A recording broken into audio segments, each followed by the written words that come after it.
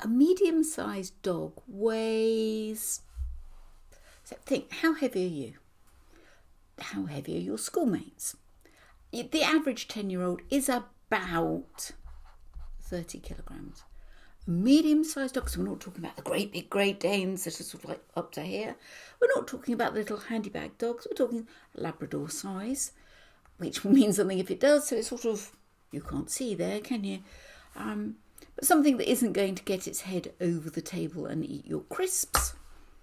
So 2,500 kilograms? No, I think it's 25 kilograms. Let's just check.